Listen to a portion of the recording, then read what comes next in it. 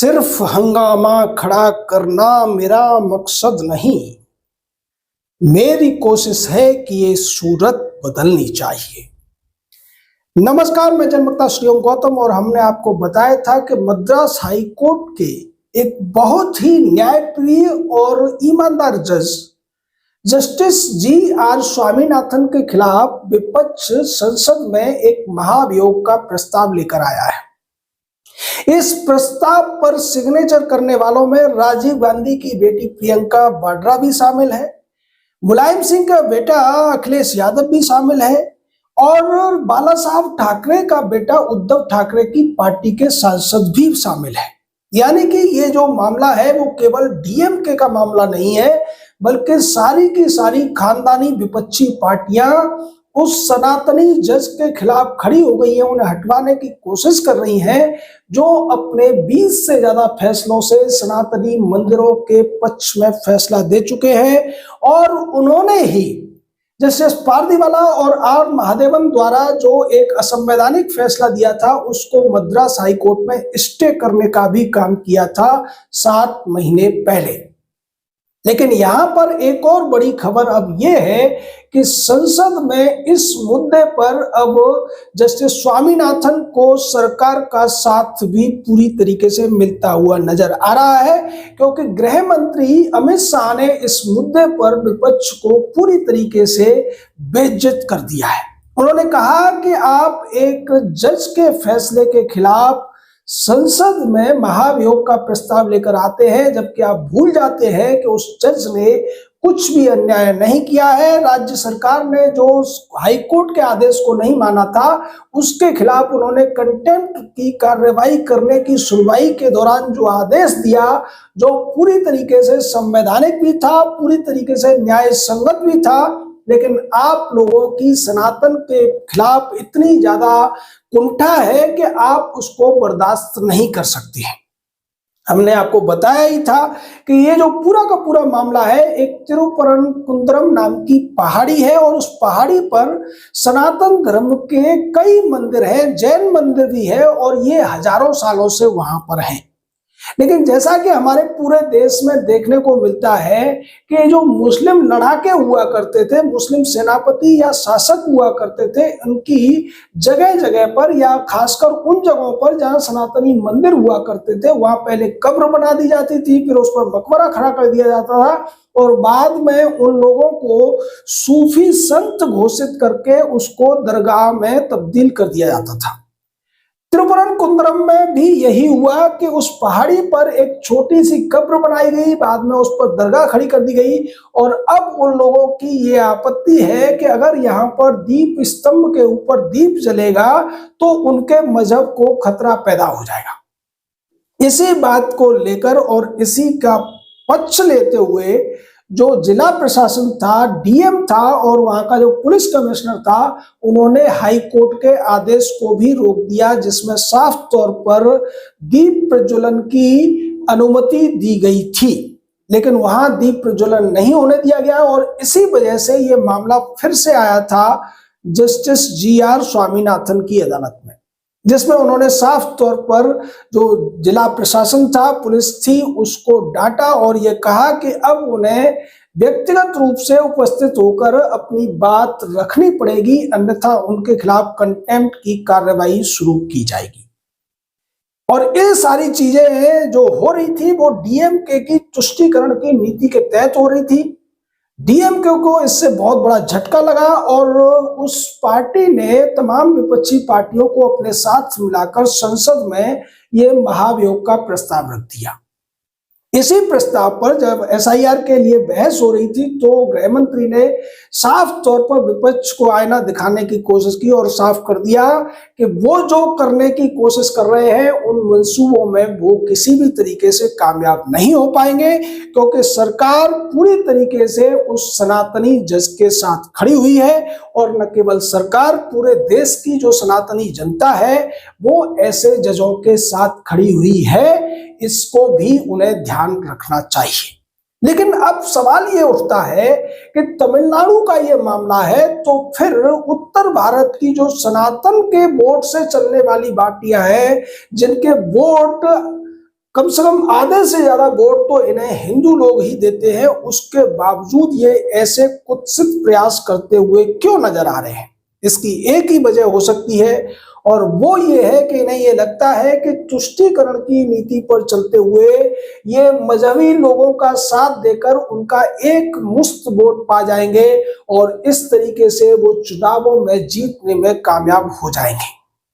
यहां सवाल बाला साहब के बेटे की पार्टी पर भी उठता है कि जिन बाला साहब का पूरा जीवन ही निकल गया हिंदू हितों की बात करते हुए, आज उनका बेटा सनातन विरोध के पक्ष में खड़ा हुआ है, जो सनातन को मिटाने की बात करते हैं, जो सनातन की तुलना कोरोना और डेंगू से करते हैं, ऐसे लोगों का साथ देते हुए एक सनातनी जज को हटाने की साजिश में उद्धव ठाकरे की पार्टी शामिल हो गई है। कांग्रेस पार्टी भी एक तरफ सॉफ्ट हिंदुत्व दिखाने की कोशिश करती है। जब चुनाव आते हैं तो राहुल गांधी मंदिर जाते हैं, प्रियंका वाड्रा भी मंदिरों में जाकर अपने आप को हिंदू दिखाने की कोशिश करती है, लेकिन प्रियंका वाड्रा तो घोषित रूप से हिंदू है ही नहीं, वो बहुत पहले हिंदू धर्म को त्याग कर बौद्ध धर्म अपना चुकी है। राहुल गांधी का क्या धर्म या मजहब है, ये स्पष्ट रूप से किसी को पता नहीं है। तो फिर ये लोग तुष्टीकरण के नाम पर अब जजों के खिलाफ महाभियोग लेकर आएंगे और उन्हें अपना काम करने से रोकने की कोशिश करेंगे, क्योंकि ये नहीं चाहते कि इस देश में सनातनी मंदिरों के पक्ष में कोई जज फैसला ले। जब कोई भी व्यक्ति वक्फ की बात करता है, मस्जिदों और मजारों की बात करता है, तो ये उसको गले लगाते हैं, चाहे वो असंवैधानिक ही क्यों न हो। लेकिन संवैधानिक तौर पर अगर मंदिरों के पक्ष में न्यायपूर्ण तरीके से कोई जज फैसला लेता है, तो न केवल ये उसको बदनाम करते हैं, बल्कि उसके खिलाफ अभियान भी चलाते हैं और उसे हटाने के लिए संसद में प्रस्ताव भी लेकर आते हैं। हमने आपको शुरू में बताया था कि ये प्रस्ताव संसद में पहले तो स्वीकार होगा ही नहीं, और अगर स्वीकार भी हो गया तब भी किसी तरीके से ये पास नहीं हो सकता है, क्योंकि विपक्ष के पास संख्या तो है ही नहीं। लेकिन अगर इस पर बहस होती है, अगर लोकसभा अध्यक्ष इसको स्वीकारते भी हैं, तो उससे विपक्ष की और ज्यादा भद्द पिटना पूरी तरीके से तय है, और ये एक तरीके से देश के लिए अच्छा ही है, क्योंकि इससे जो देश के लोग हैं उनको ये समझ में आएगा कि इनका जो तुष्टीकरण है वो केवल भारतीय जनता पार्टी की खिलाफत करने के लिए नहीं है, बल्कि सनातन धर्म की खिलाफत करने के लिए भी है। ये लोग नहीं चाहते कि मंदिरों की संपत्ति पर मंदिरों के अनुयायियों का ही कब्जा रहे। ये चाहते हैं कि मंदिरों के दान के पैसे से हज करने वालों को सुविधाएं दी जाए, चर्च में उनको दान दिया जाए, या फिर इसी तरीके की जो गैर हिंदू गतिविधियां हैं उसमें मंदिरों के पैसे का गलत इस्तेमाल किया जाए। ऐसा कांग्रेस पार्टी की सरकारें बहुत पहले से करती आ रही है। दूसरी जो विपक्षी पार्टियां हैं, चाहे डीएमके जैसी पार्टी हो, वो भी इसी नीति को अपनाते रहे हैं। भारत में अगर कहीं पर सबसे ज्यादा जमीनें मंदिरों के पास है तो वो तमिलनाडु में है, और इसीलिए तमिलनाडु को मंदिरों का राज्य भी कहा जाता है। अब इन लोगों की साजिश ये है कि जितनी मंदिरों की जमीनें हैं, जो उनकी प्रॉपर्टी है, उसको किसी तरीके से राज्य सरकार हड़प ले, या फिर उन पार्टियों के कार्यकर्ता अपने कब्जे में लेकर उन संसाधनों का दुरुपयोग कर सकें। लेकिन जीआर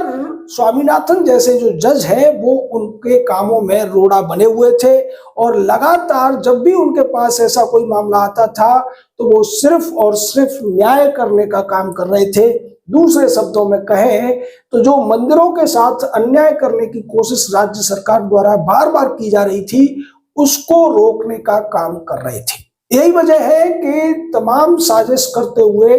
डीएमके के स्टालिन ने और राहुल गांधी, उद्धव ठाकरे, अखिलेश यादव, लालू यादव या फिर ममता बनर्जी जैसे नेताओं की पार्टियों ने अब उन जज साहब को हटाने की एक बहुत ही निंदनीय कोशिश की है, जिसमें वो कामयाब नहीं हो पाएंगे। लेकिन इस वजह से अब ये मुद्दा पूरे देश में चर्चा का विषय भी बन गया है। अब तक जिन लोगों को नहीं पता था कि जीआर स्वामीनाथन कैसे जज हैं, अब वो लोग भी जान जाएंगे और उन लोगों को भी कम से कम ये एहसास तो होगा कि हाई कोर्ट्स में कुछ ऐसे जज भी हैं जो आज भी सनातन के लिए अपने दायित्व को निभा रहे हैं और किसी से भी डर नहीं रहे हैं। क्योंकि तमिलनाडु में आपको पता नहीं है, वह हिंदी बोलना भी एक तरीके से अपराध माना जाता है। अगर आप तमिलनाडु घूमने गए हो और गलती से आपने हिंदी बोल दी तो सामने वाला हिंदी जानते हुए भी ऐसे बिहेव करता है कि उसे हिंदी नहीं आती, क्योंकि डीएमके की जो पूरी राजनीति है वो हिंदी विरोध पे ही चलती रही है पिछले 60-70 सालों से। चाहे करुणानिधि हो या फिर उनका बेटा स्टालिन हो या उदयनिधि स्टालिन हो, ये सब के सब हिंदी को गाली देकर, हिंदी बोलने वालों को गाली देकर ही वह राजनीति करते हैं। और मंदिरों के खिलाफ भी उनकी यही नीति है। मंदिरों को किसी भी तरीके से ये हमेशा अपमानित करने की कोशिश करते हैं, उनका पैसा लूटने की कोशिश करते हैं। ऐसे राज्य में अगर कोई जज हाईकोर्ट में बैठते हुए अपनी जान की चिंता न करते हुए, अपने खिलाफ होने वाली साजिशों की चिंता न करते हुए भी अगर न्याय के पक्ष में अड़िग होकर, निर्भीक होकर खड़ा हुआ है और निर्णय दे रहा है, तो पूरे देश के 100 करोड़ सनातनियों को ऐसे जज का न केवल सम्मान करना चाहिए बल्कि उनके पीछे पूरी ताकत से खड़े भी होना चाहिए। क्योंकि इस तरीके की जो लड़ाइयां हैं वही तो सनातन है। सनातन का असली अर्थ ये नहीं कि आप पूजा करते हैं, आरती करते हैं, किस देवी देवता को मानते हैं, ये तो आपका पर्सनल पूजा करने का एक तरीका है। सनातन वास्तव में ये है कि जब आप सच्चाई के लिए और सच के लिए लड़ने वालों का साथ देते हैं, सच्चाई की लड़ाई लड़ते हैं, बुराई के खिलाफ खड़े होते हैं और जो बुराई के खिलाफ लड़ रहे हैं उनका साथ देते हैं, तभी आप सनातनी कहला सकते हैं। तो इस देश के 100 करोड़ से ज्यादा सनातनियों का भी ये एक सीधे सीधे कर्तव्य बनता है कि वो GR स्वामीनाथन नाम के जो जज साहब हैं मद्रास हाई कोर्ट के, उनके पक्ष में खड़े हो और इस देश के जो तुष्टीकरण करने वाली पार्टियां हैं, राहुल गांधी टाइप के, अखिलेश यादव टाइप के जो नेता हैं, उनको दिखा दें कि आज देश में सनातनी जाग रहा है और सनातनी किसी भी हालत में बुराई और देश के खिलाफ साजिश करने वालों, मंदिरों के खिलाफ साजिश करने वालों, सनातन को मिटाने की कोशिश करने वालों को अपने मंसूबों में कामयाब नहीं होने देगा। ये एकजुटता हम सबको दिखानी पड़ेगी, तभी इस तरीके से और भी जजों का हौसला बढ़ेगा, उनको भी साहस मिलेगा और वो भी खुलकर इसी तरीके से न्याय के पक्ष में निर्णय देने लगेंगे। अन्यथा इस देश में पिछले 70-77 सालों से न्याय के नाम पर जो अन्याय हो रहा है, उससे देश की जनता पूरी तरीके से आगे जा चुकी है, पूरी तरीके से परेशान हो चुकी है। जनता को न्याय नहीं मिल रहा है और उसकी एक वजह यह भी है कि सनातनी लोग एकजुट नहीं हैं। आपका इस पूरे मामले पर क्या कहना है, अपनी राय दीजिए, हमारे साथ जुड़े रहिए। जय हिंद, जय भारत।